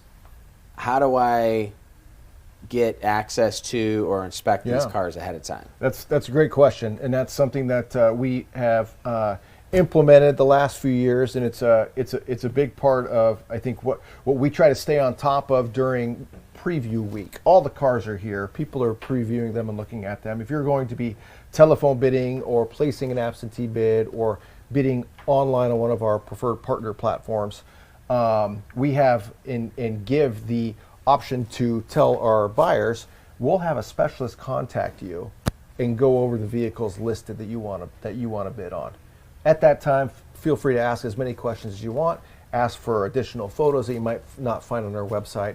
Ask for additional documents to be looked at in the document station. Anything like that you have questions about, now's the time. And I kind of said that earlier. I kind of feel like some of the telephone bidders get a little bit more attention. And it's easy when we're having preview and there's 400 people in here. We have a limited amount of staff. We're trying to help everybody, and obviously people can look at cars themselves and kind of go through it. But you really get when you're on the phone talking with one of our motor car specialists, you really get that personal touch. Let me go through this car with you. Let's take a look at it. Let's take a look at the VIN number, or let me send you another picture right quick of something specifically. Well, I saw a picture of the trunk. Can you just open it and maybe pull up the, where the tire sits? I want to just kind of see what's underneath there. Maybe some of those photos that we haven't seen or input or have access to on our website, we can really give that personal touch to. And so we do that over the course of 3 days prior to the auction, and that's something that Mrs. Kim is in charge of divvying out and handing to, and it's a good juggling act for sure. She does a phenomenal job with it, but that is something that when we go into our sales meetings and talk about, okay, who has spoken to these buyers, that's something that she does a phenomenal job with, and is I believe really is a great attribute on how we can help those bidders who are unable to come and attend. And you're talking primarily about phone bidders, which, Kim, you, as Andrew's saying, really take the point at most of our auctions for that. What does that look like? What are some of the fun parts of that and the challenges of operating and making sure all these telephone bids are handled? I take all of the phone bidders, and I'm the one that would coordinate with our specialists here on site to make contact with our phone bidders and our absentee bidders to answer those questions and things like that, and make sure that you're all squared away from the car aspect of things. Then obviously our staff works for the business aspect and the registration aspect to make sure that you're all good to go as well. Then on auction day, you are assigned one of our phone bid staff of people, and as cars are getting close, as your lot is coming up, we will have somebody give you a call and hopefully buy a car with you. So we as we go through that process. And then the same thing, so with absentees, except for it's not with you on the phone, we're just doing it in your proxy and bidding for you as your at your request that you've put on your phone or on your absentee registration. So if I register, get everything handled, I'm going to be a phone bidder, then I'm probably getting a reach out from a specialist to maybe talk about the car before the auction. Most definitely, yeah. So that's exactly right. So one of our phone car specialists will be giving you a call pre-auction, sometime during the viewing days of during the week of the auction, prior to the auction. And then because on auction day, some of our car specialists have multiple duties, plus we have more phone bidders almost always than we have the specialist ability to be on the phone with. That's not the time to have your car questions answered. Your car questions should already be answered, because when your car's up on the block, time is moving quite quickly. And so for whoever you're on the phone with, that's the time just to be communicating back and forth with our bidder as far as where our bid is at, and if you're interested in making the next So if one. I register to be a phone bid, I might even get to talk to you. You might even get to talk to me on the phone bid day. Awesome. Okay. So yeah, And- and just another little thing. It's a very fun puzzle to put together, and I don't know if this is even something that people like to know. But one of the things that I think is really fun also is to try and keep you with the same phone bidder as your, throughout the entire auction. So if you have multiple cars, I kind of try my best to put people always with the same phone bidder, so that even as you develop the rapport together throughout the evening, or as you're, just as things and adjustments are made, it's kind of nice to have the same person know who you're talking to. Are you suggesting that there are folks that bid on cars that want There to are bid on more folks than one who car? bid on more than one car. That is, yep, there is no law against bidding on multiple cars. Thank goodness for that. Yeah. Fantastic. Now, we have our absentee bid. So some of the folks that leave an absentee or written bid, why do they do that? Well, for some reason or another, they just aren't able to obviously attend to the auction, but it's inconvenient for them to be on the phone as well, or prefer not to. And so you're more than welcome to just leave an absentee bid with your maximum bid. We will start you as the auction starts, and then bid appropriately up until the limit that you have sent to us. So Got it. We Okay. deal a lot absentee bids with foreign buyers. Okay. If we think of Oh, time yeah. zone change and think of, we have a lot of European buyers that want to bid on cars, they don't want a phone call at 3:30, 4 o'clock in the morning, nor are they able to fly over and attend. Some do, obviously, but with a lot of our foreign buyers, we see more absentee bids coming from them. There are some that say, wake me up, I love this, I want to be involved, and it doesn't matter what time it is, and this is a great thing to do. But so I would say, and it's always funny seeing absentee bids, because I don't know about you, but you go to an auction, you want to be involved, and whether, even if you're on the phone, you're involved. And but an absentee bid, they do get used. They do get. We do see them auction in, auction out all the time. And but I would say a lot of times those would be the majority of those would be foreign bidders. Yeah. And that's a great benefit for. I mean, we are worldwide auctioneers. We have bidders from all over the world. We have bidders all over the world for this auction as well, which is exciting. And that's great to be kind of the global reach as well. We have done auctions all over the world, which is exciting. So. So numerous different ways, and again, absentee and telephone bidding are somewhat similar, pertaining to where we're going to be coming from a client services standpoint, pre-sales standpoint, to the actual buyers themselves and what we're going to be walking through and working with them on. Somebody might put an absentee bid in for X amount, and after we talk to them and kind of go over the car and maybe spend an hour with them on the phone, say, you know what? I'm going to resend that to you, and I'm going to up it a little bit because you've kind of told me a lot more than I originally thought, but you've walked through some great attributes on it, and I want to take your word for it, and I'm going to up my bid and hopefully get it. So it's a great, and that's even the conversations with the telephone bidding as well. Some people, we sit and talk to somebody on the phone over the Corvette, and right behind might be an E-type or something, and it's like, well, I have another question while I got you on the phone. You've been such a great help. Let's go over that, and all of a sudden Kim will get the paperwork. Wait, we're going to add the E-type on this phone bid. Well, that's phenomenal. That's what we're here for. And I think one really neat aspect of what you guys have been able to accomplish is our viewing audience, our registered bidders. There are a lot of different personality types, and so some of you are super laid back, want things to happen in an easy way, want the process to be easy. Some are very particular. You bet. We want to make sure every I is dotted, every T is crossed. And some of us, maybe like myself, want to say, hey, I kind of want it done the way I want it done. You bet. And so will you make sure you do it how I want it? And then, a lot of us are, hey, it's going to be fun, it's going to be a blast, and let's rock and roll. And that our team, you guys, are prepared to whatever aspect a client wants. We're going to be able to come alongside them and help them in the way they want to be helped as they register. Absolutely. I think aspect and dynamic is a good way to put it as well. We do deal with a wide range style of people, whether or not we're dealing with administrative assistants, or we're dealing with owners of large companies, or we're dealing with the average enthusiast that is looking for just the next car to maybe treat his wife to on their next anniversary. We have a wide range, and that's something that I think we take pride in, knowing and being able. Up front, I would say we're probably people persons more than car people per se, or maybe a nice combination of it. But we can actually have a pleasant conversation. We're not finance people that are sitting looking at numbers all day long, whatnot. But we have that ability to dive down into that when the time is right.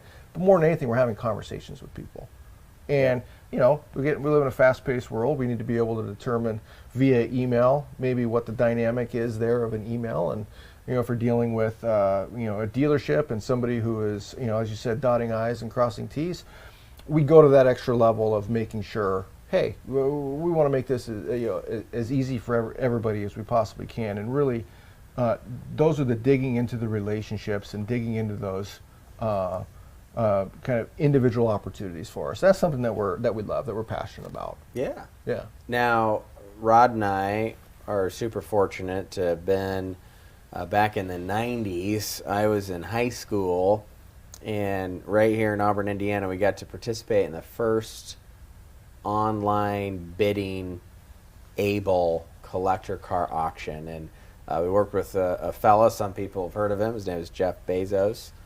He's been doing some cool things for a long time. And now, particularly in 2021, we're in COVID world, and so a lot of folks who have maybe either resisted or been concerned with online bidding are now more receptive to it. So we're seeing a lot of online bidding. If one of our clients wants to participate, and it's not too late to register even for this auction, Yep. If somebody wants to register and be an online bidder, what does that look like? Super easy process. We have on our website at our bidder registration page all the different ways we can register, one of which is the online portal process. And fill out a little demographic information so we know who you are, so we know how to communicate with you. And you're able to select one of our 3 different partner platforms to complete your online bidder registration at. At that point, we get notified, the client gets notified of their choice, and we can follow up directly with them. Great, you've gone through the steps of letting us know that you're going to register to bid online. We're here to help you with that. You now have the options, or you've selected an individual portal. You're able to go there, fill out your profile yourself, and we're able then to, the same way we do telephone bidding, in-room bidding, work with the buyers. Financial verification is still there. Online bidding does not mean that gets bypassed or anything. So same, in essence, process of in-room, telephone or absentee. We need financial verification. But they have their own, in essence, online portal that they're able to log in and click as the auction's going on their bid increments on the cars that they're interested in bidding on. So it's a super straightforward, super secure, and industry-known portals that we partner with, which is exciting to be able to pass that on to our clients. So there's a lot of options. A lot of options. And depending on what everybody wants, we'll be able to come alongside, walk them through. Now, the auction happens. I registered. Yeah. I participated, and I bought a car. Boom. Right, so we're having a blast. Now, There's also no law against only buying one car. That's right. You can buy more than one. So after, what do I do then? Yeah, great question. Especially now, maybe I did it remotely. Great I'm question. not even here. What just happened? Yeah, this is exciting. My wife's going to be super excited now, hopefully. So that's a great question. You are obviously the owner of the new vehicle, first and foremost. You read our terms and conditions. Congratulations, you now own the vehicle that you just won with your high bid. Our finance team will send a quick summary email that outlines invoice, payment terms, items like that.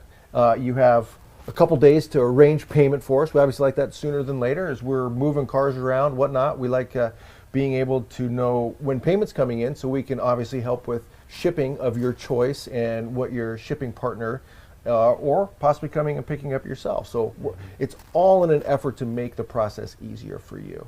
Going to get invoiced, going to have some wiring instructions in the event that you want to pay via wire transfer. If you're in the state, you can obviously swing by and come see us in person and go through the process as well. But we've streamlined that scenario so that really it's in our hope is that it's just as seamless as possible for the end user, which is great. So I'm going to sign my purchase docs. At that Correct. point, I pay. Correct. Then I get to take my car. Correct. And then the office is going to send the rest of the title work. That's and right. then Yeah. they can So go. when the vehicles get dropped off here on site, there are typically items that are accompanied with the vehicle. For instance, maybe a spare tire, extra roof on a convertible.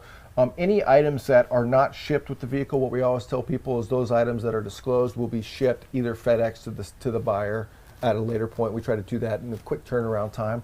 So any items that come with the vehicle on site will be put back on the vehicle when transport company picks the vehicle up, or when you come and take delivery of it yourself.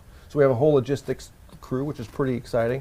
When the vehicles come in, we photograph, we videotape, and we actually document any additional items, things like that come with the car. And as a buyer, when you come through the process, if you're looking at the document station to determine what comes with the vehicle, all that stuff is in essence documented, and you're able to see what to expect with the vehicle when you come with your check to, in essence, pick it up, which is exciting. So hopefully a little bit extra room in your pickup truck in the event that there's a couple extra items. Yeah, well, fantastic. Well, appreciate you guys being on the team and everybody that's dealt with you and the rest of the client services group. Always has a great time, and that's important to us. Obviously, we can feel your passion. I think our entire company, we really care about you, and we care about your cars, but we care about you first. And I think that just making sure everybody knows, hey, how this works, and that we're here, the whole team's here to make all of that stuff simple and smooth, so we can really enjoy the car. Yeah. Right. I mean, that's what we're trying to do here. We're not selling cars. We're selling cars. Right. Right. And they're a lot of fun. And it's an intimate experience as well coming in. In coming into an auction house that cares deeply about our clients, it's a personal, intimate relationship pertaining to building that long-standing client when we look at our clients with Worldwide Auctioneers. So it's great. You have friendly faces. You have, what can I help with? You need water, you need coffee, let's go take a walk, let's go you're not a number, you're an actual individual that we value very, very highly with what we do. And that's exciting for us because we're involved with that, obviously.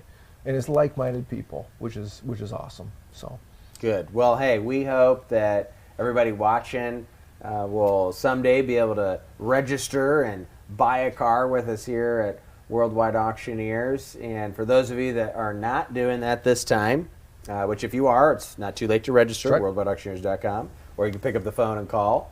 But we hope that you enjoy the auction here on Saturday, and that you have gotten a little bit of insight into the process of registering. And so we look forward to connecting with you in the days ahead, and we hope everybody has a blast watching on Saturday. So thanks for watching Worldwide TV, and we'll see you again soon.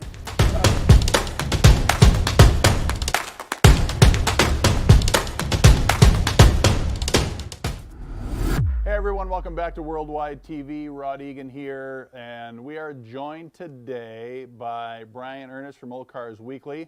And Brian's one of the great men in the media that cover our industry and our hobby, and like to have some fun.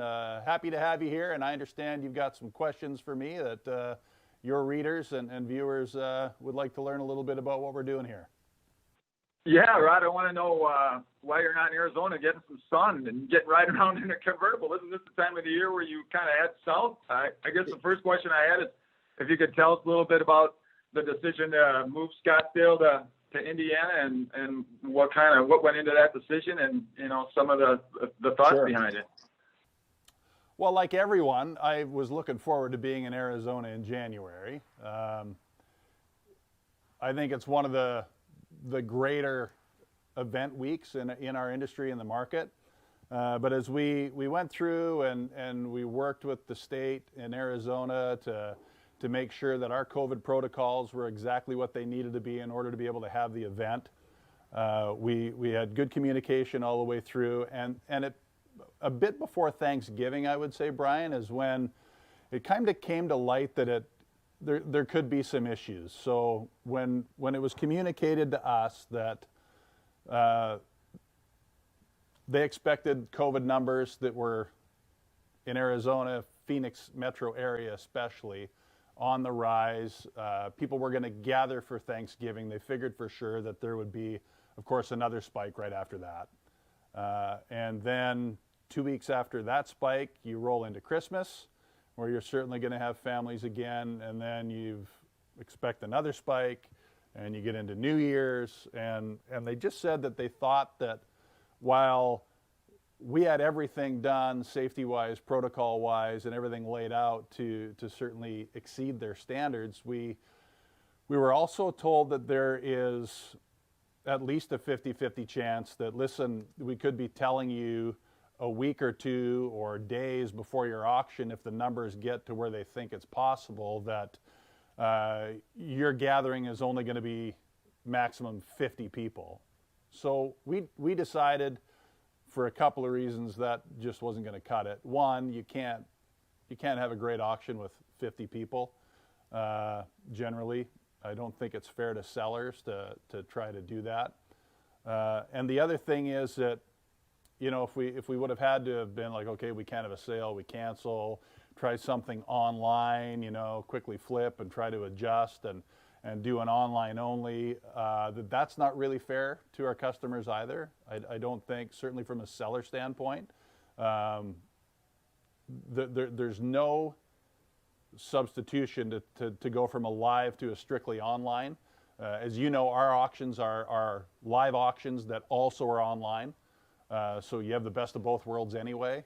And we didn't want to subject our sellers to that. And if it came to a part where they said, no, you can't sell anything, you know, you got people that have big expense. And as a car guy myself, I ship cars to events and I've sold cars at auctions, and there's expenses involved with that, right? So we thought it was absolutely unfair to subject our sellers to that, and then to not, you know, to pull a rug out from under the buyers that, hey, listen, we can't do what we were hoping to do. So we decided that since we have the facility to do it, we have a state-of-the-art facility right here in Auburn, Indiana, where we could still do live, still do all the online, that was the best thing to do. And we've had a fantastic response by doing it. You had to have two, right? I know I want to talk about the Scottsdale sale, but you know, you had experience doing this already. You already pulled off one in-person sale. Yep. You were one of the first companies to do it in 2020. First of all, it had to be a relief. You had to breathe a sigh of relief when you pulled that off. But you knew that you could do it at home. You didn't really have to roll the dice trying to do it out of state. But having done it once just a few months ago, I know it was a big ordeal, but just having done it once had to give you confidence you could do it again, and just a little bit of security factor, I would assume, right? Well, it really did, and the fact that we did do it once, 90+% sale rate for the Auburn Fall sale, it allowed us to speak to all our sellers with confidence and say, look, we're not guessing we can do this. We are going to do this. We know it works very well. We know the response was well, and thankfully, again, just like it was in Auburn, the response has been great. So that allowed us to really keep all but about 2 or 3 cars that we had consigned. There was only a couple, and that was mostly for travel reasons, right? That they would not want to be able to do that or be able to do that. So that was a big factor for us, for sure. What are some of the changes you've had to make personally as far as in-person, face-to-face meetings with people, getting on planes and going and checking out cars, checking out consignments and talking to people? You've had to do a lot with your phones and a lot online, right? Having people look stuff over online and walking around cars with phones in your hand, right? Yeah, we do. And so what we've done is adapted what's going to make our customer feel the safest and the most comfortable when we're dealing with them. So it runs the gamut to, I've been to see cars with collections where, you're masked up. I had to wear gloves at one guy's collection. We were never even 7 or 8 feet together. I'd ask him to point something out, and He's like, no, sorry, I'm not getting that close. You know, I'm not sure what you're talking about. What's this? Or so you run the gamut. You respect their comfort levels, right? And you do that. And I've also had other customers, you know, and said, listen, I know you want to sell a few cars. I'll be happy to come out whenever you're comfortable. You know, you let me know when that is. And, you know, in one particular case, he said, well, hell, it hadn't been anybody but me and my wife for the last 6-8 weeks. Come on out tomorrow if you want to. Love to have you over. Love to see somebody come over. And it's a little more casual, right? So we've done that. And then, like you said, with the use of phones, so the travel part's been obviously less, but still very effective and pinpointed with a purpose. And then it's been great in terms of all the virtual stuff. It's like people are now forced to get comfortable doing this stuff virtually online at several different levels. So it's been easy for us. We have a lot of people have been flying in already looking at cars that aren't going to attend the live event. And they come in, look at the stuff, check it all out. We walk them around. And then we do, when I'm done with you, I'm going to be calling a consignor and doing a Facebook walk around, or FaceTime rather, walk around with the cars where, you know, it's not as good as putting your eyes right on it for some people, but at the end of the day, it is absolutely just as effective. I know it's such a disjointed year, Rod. Was it hard to figure out if there was any kind of market trends in place? I mean, a lot less cars probably were changing hands, but were you able to kind of sift through it and figure out if which way the winds were blowing as far as segments that were hot or segments that were cool, or was it more challenging with the pandemic year to figure out, you know, maybe which way the winds are blowing in the hobby? And if you were able to, what were you kind of able to glean from that as far as stuff that was hot or particular, any surprises, anything like that? No, I think for us, you know, you kind of go back to you're presented with your situation, you analyze it, you look at it, you take a step back and say, okay, what do we need to accomplish here and how to do it? So what we found was, okay, great. What can we count on? Well, we don't necessarily know who is going to be buying cars, as many people, or selling that number. But what we do know is really good cars always have an audience. So what we tried to do is say, okay, great. Let's get great cars, regardless of the make and the model. Just make sure they're really good cars for people. And by doing that, you kind of wash away a bunch of that uncertainty, because like I said, there still always will be a good market for that stuff. And it enabled us to just kind of, I wouldn't say proceed with caution, but more of a proceed with common sense. We reached out, we phoned a lot of customers, we talked to both buyers and sellers alike to get some of their opinions and what they thought. And at the end of the day, it was overwhelmingly positive that people still really wanted to do business. And I think guys are kind of wired in our industry, collectors, enthusiasts, to, you know, you get to, Auburn was a big success, like we mentioned, because during the summer, Pebble Beach Car Week, Auburn, like people, they're wired, it's ingrained every year. They want to do deals. They want to go to the car deals. They want to have fun. They want to hang out with guys, and that translates into buying cars. And it's no different for Scottsdale Week. Scottsdale Week is such an important week in our industry. First one out of the gate in terms of, you know, early in the year, kind of, you know, helps people set that tone and get a little feel for what it's going to be like. And we just thought it was important to make sure we continued that, that we were able to do it. And we got a lot of help from people, a lot of good collectors, a lot of guys are good advisors for us, and it's turned out very well for us.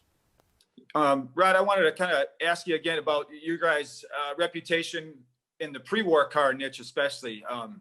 Over the years, you guys have sold so many amazing cars, pre-war cars, and you've really gotten to be well known for that. You can always count on some real amazing specimens turning up in your auctions. Is that something you continue to really try to focus on? Does that just kind of happen organically these days? And I just want to see if you could speak to that niche, if it's hot or cold these days, and basically your history with that niche of the car market. Sure, I would say on a couple of levels, Brian.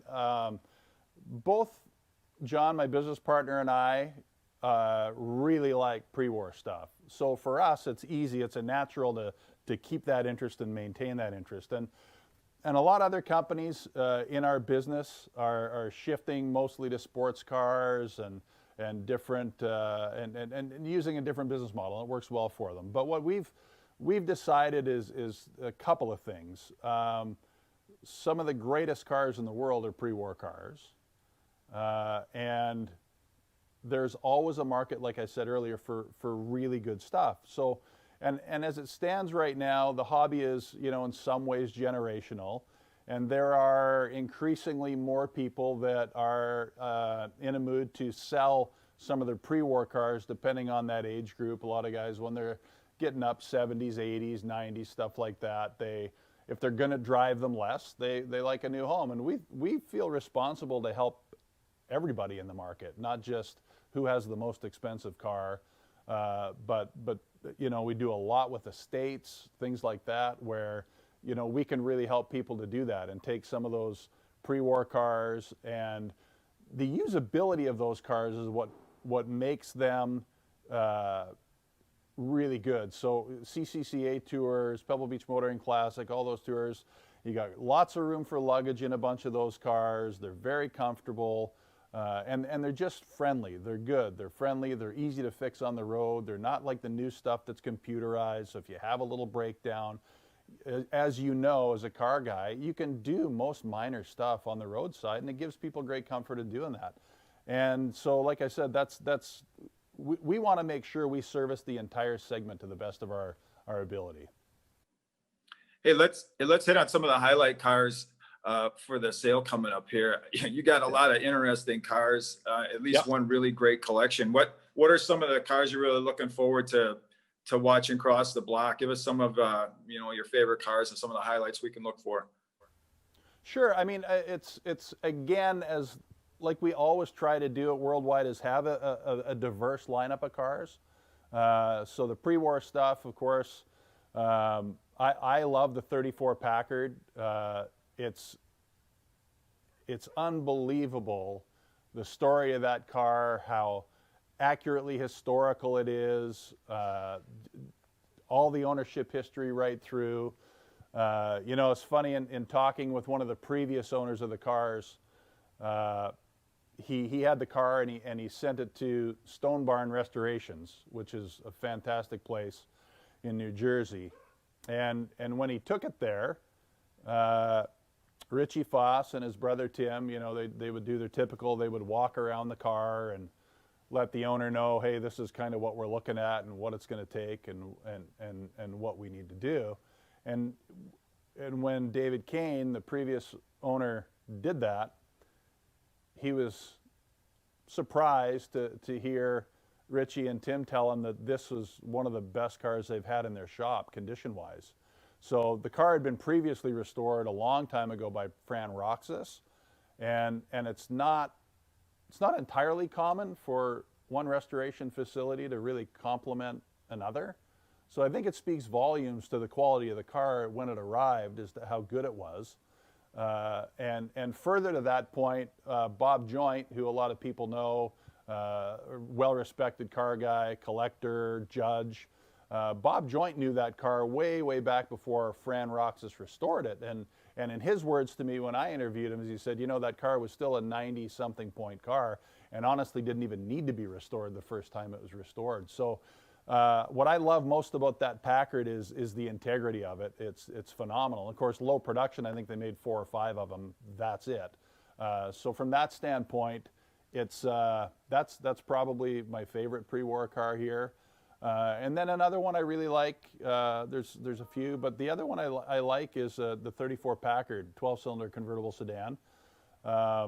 Awesome car, 1 year only biplane bumpers. I love that style. And as you know, in the 30s, back then there was a lot of Art Deco and airplane inspired stuff. So I love the little detail stuff like that, like on that 34 Cad. And another great car, big tour car, great for luggage, really dependable cars.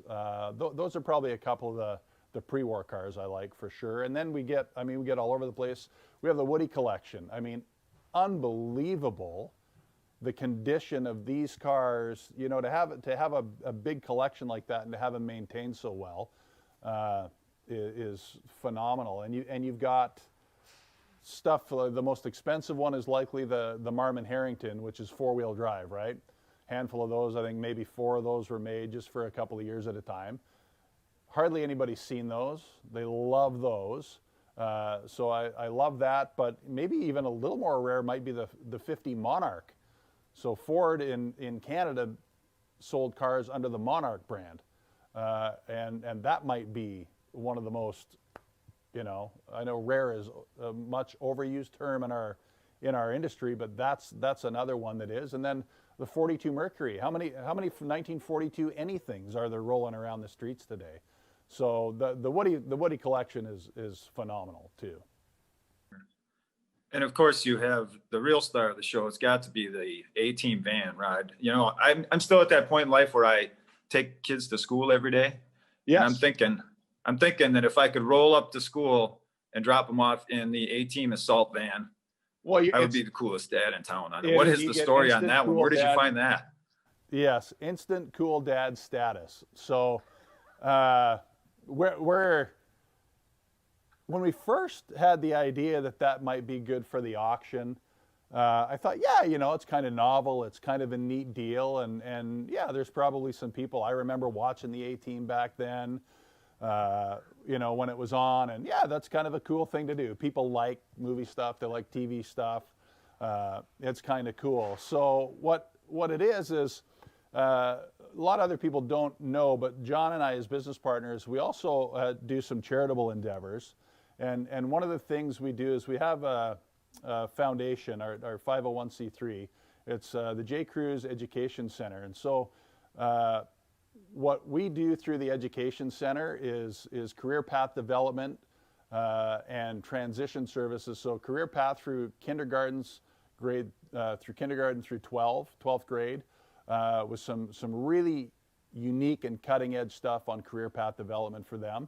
And then also career path development for transitioning veterans. So all the men and women that serve our great country, we have that too. So they all come back, and especially these veterans, when they come back, you know, they've served, they've done things with purpose all the time. And one of the most common things we find is that when they come back, they need to feel like they're serving, doing something bigger than themselves. So they need a career that's very rewarding. So I am of the opinion that we owe them at least that, give them that opportunity to do that for the sacrifices that them and their families have made for us. So the A-Team van belongs to our foundation. So John and I decided, hey, you know what? We could use a little bit of money in the foundation, as most charitable ventures always do. John and I have had that for a little while, and we decided, look, let's do this. Well, it's taken off like wildfire. It's amazing the amount of coverage and press and interest we've got on this thing. And we did a little over-under on what we thought it was going to bring, and I'm pretty confident my under number is going to be way under. I mean, the interest it's been a lot of fun to listen and talk to people, and people that out of left field, people that have major collections, that, you know, some of the greatest, purest pre-war cars and sports racing cars, and they're like, yeah, I think I want to take a run at the A-Team van. I'm like, what? Awesome. That's fantastic. So it's been a lot of fun.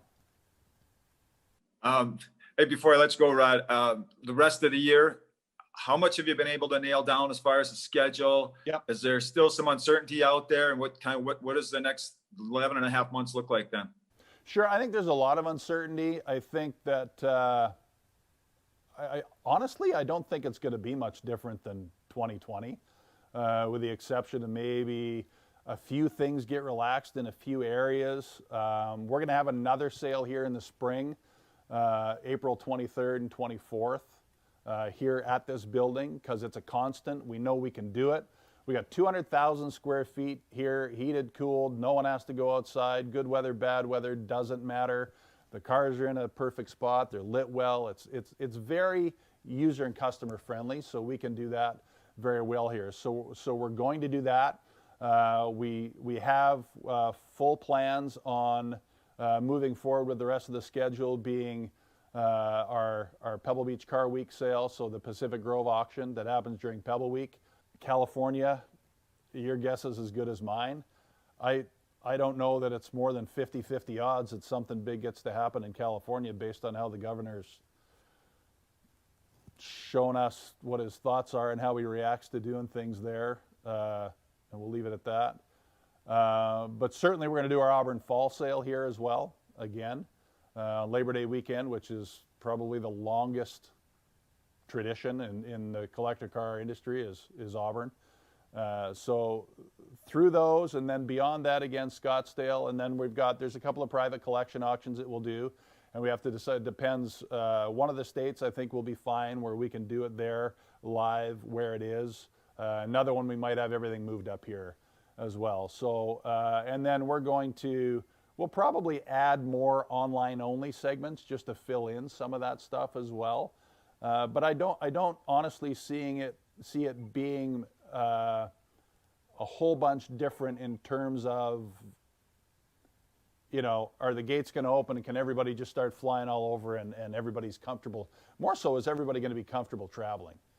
Like, even if we had a sale in Scottsdale right now, how many people would want to fly into a quote-unquote COVID hotbed, right? So vaccinations are starting to roll out. I mean, frontline guys, healthcare workers, they've got theirs. I think all but one of the vaccinations require another booster at 30 days-ish.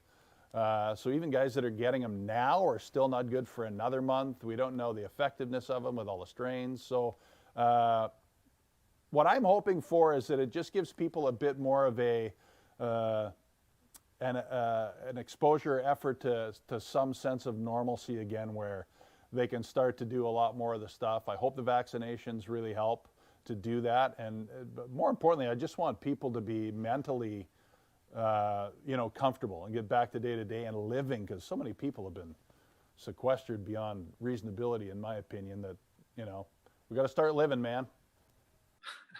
Yeah, it's good to see the activity starting up again. It's good to see cars starting to move in January again. I'm sure a lot of people will be real interested in the number of sales and what's going on, in the January auction week. So it's great to see you guys back in business, and hope things go real well for you. I don't want to take up any more of your time. I think the A-team's coming on. I got a rerun of the A-team coming on here. I don't want to miss that. So I got to talk to the wife about how much she's going to let me spend on bidding on this van. So I probably better get going and leave you alone. I know you're busy. Awesome. Appreciate you taking the time, Brian. Thanks. We'll talk to you again soon. Good luck. Thanks for hanging out with us on that interview. Make sure you stay tuned to Worldwide TV, the virtual VIP experience.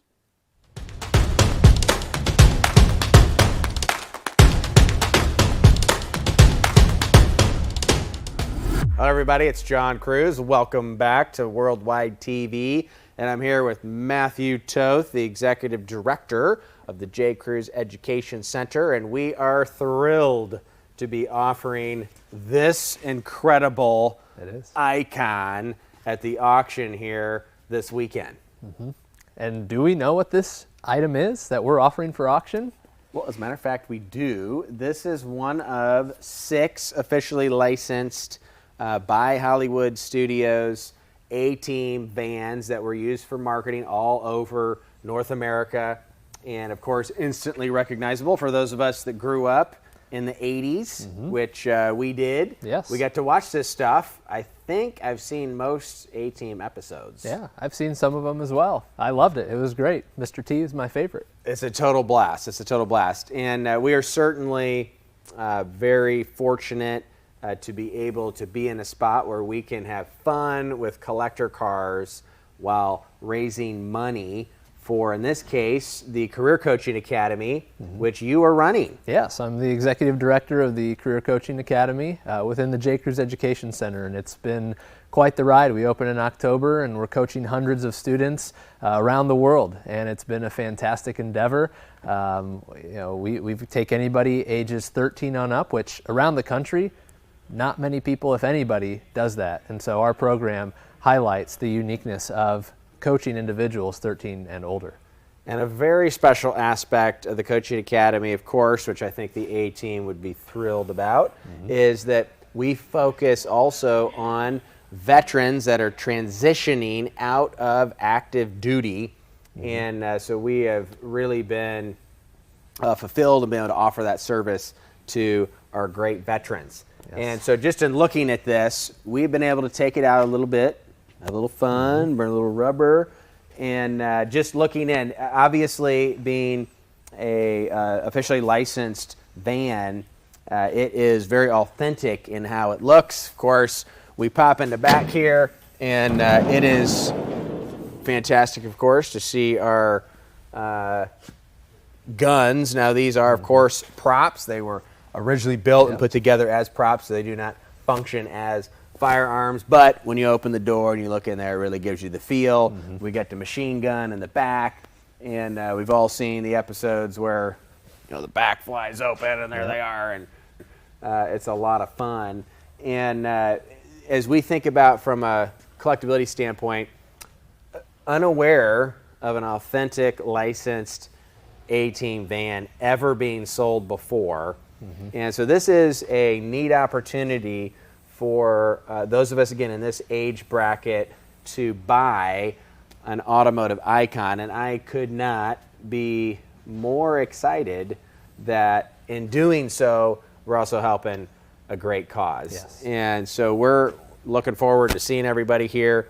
And Matt, I believe you're going to be here as well Saturday. Yeah, I will be here on Saturday, and we'll see the sale of this asset will actually go to help support the J.Crews Education Center, help individuals find their career path, what they're passionate about, what they're talented in, and mesh them with future job opportunities. Yes, and at Worldwide Auctioneers, we are passionate about cars, we're passionate about people, and doing everything we can through our actual business to help those that we believe we're in a position to do so. So what is the website if they want to learn more about the Coaching Academy? jcrewseducation.org is our website, and click on the Career Coaching tab. It will give you all of the information you need to apply and to request a scholarship and a coaching session with one of our coaches. So incredible opportunity here.